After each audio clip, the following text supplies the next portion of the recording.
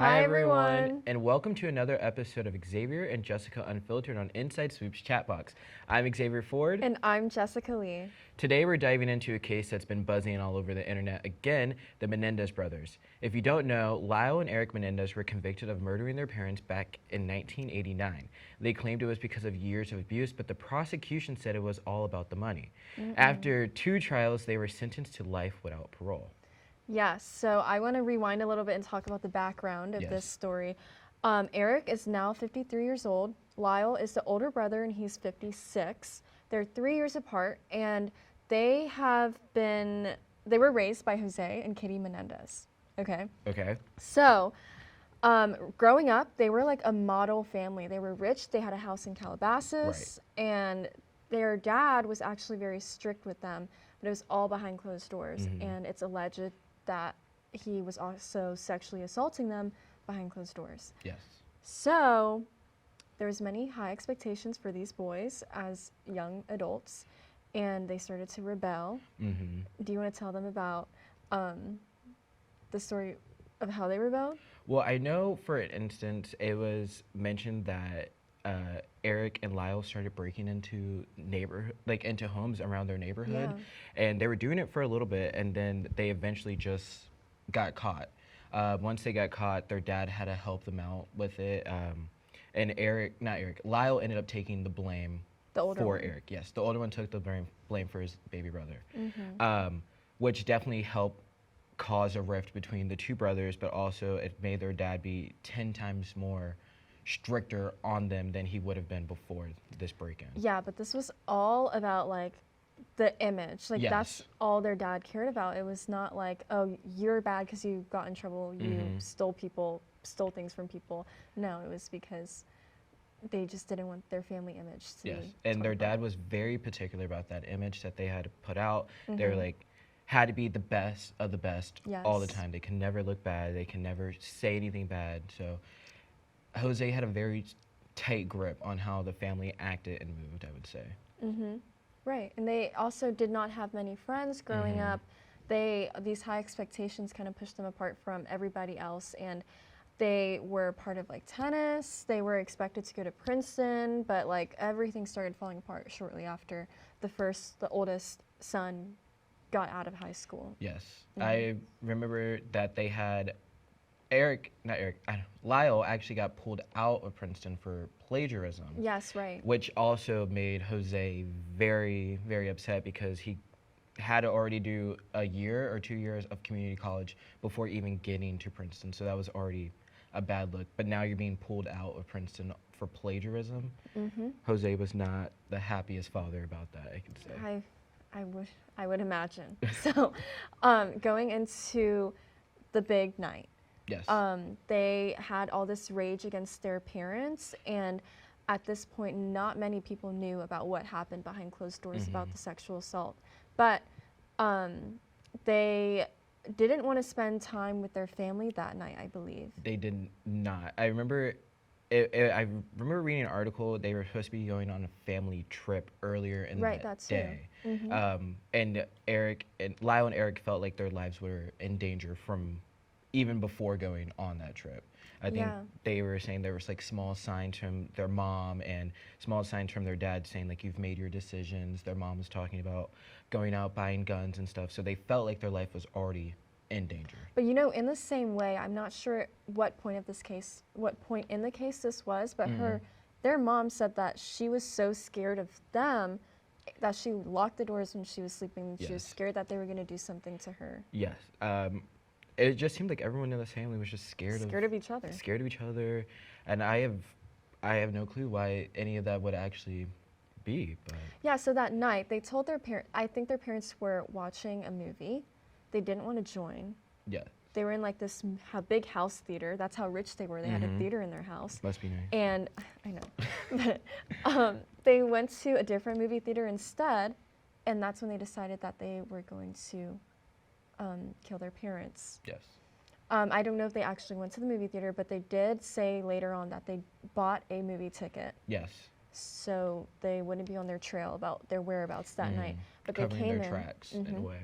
Yep, and they came in to the theater shortly after they left, and they got a gun, and they shot their parents Yes. to death. I know that his mom, Kitty, interesting name. Yes.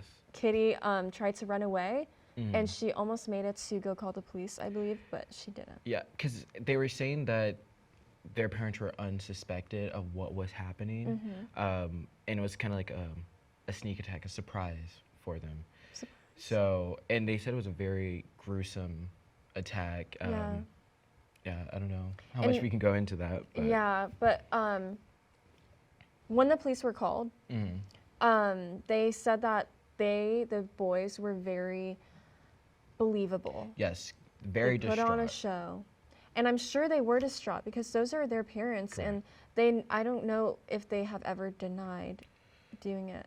But even if they have, it's not denied anymore, right? Yeah, I think before they got caught, they were denying it. And then once they were in jail leading up to their trial, they started saying, like, yeah, they did it. And the narrative became, well, we felt endangered by our parents. So this and is it's a why. very sensitive topic. Like, I would understand why they wouldn't want to just air it out right off the bat. Yep. But yeah.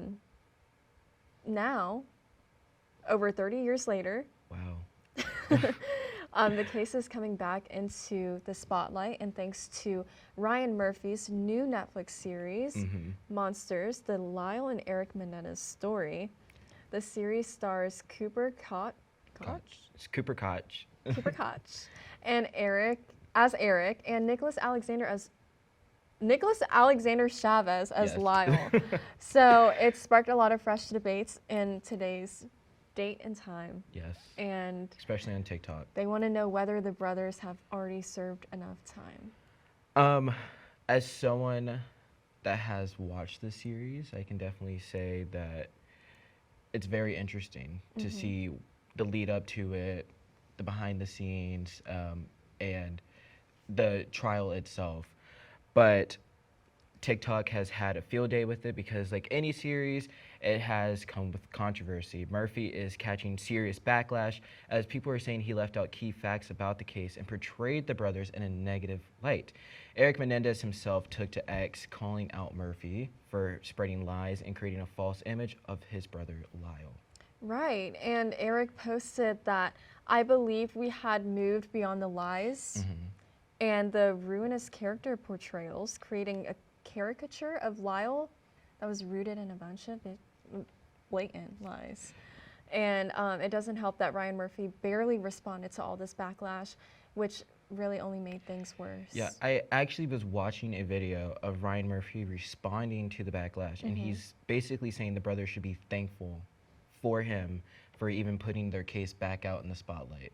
Okay, yeah, but I personally didn't watch the show, but I've been meaning to. I've seen a lot about it, but you know, their case has always been big before this whole This isn't the show. first depiction of Eric and Lyle Menendez. And I haven't watched the show, but I've seen people talking about the show. I guess they don't depict it as well as accurate as a documentary would. And I feel like the show is kind of based in fantasy at times versus reality and facts.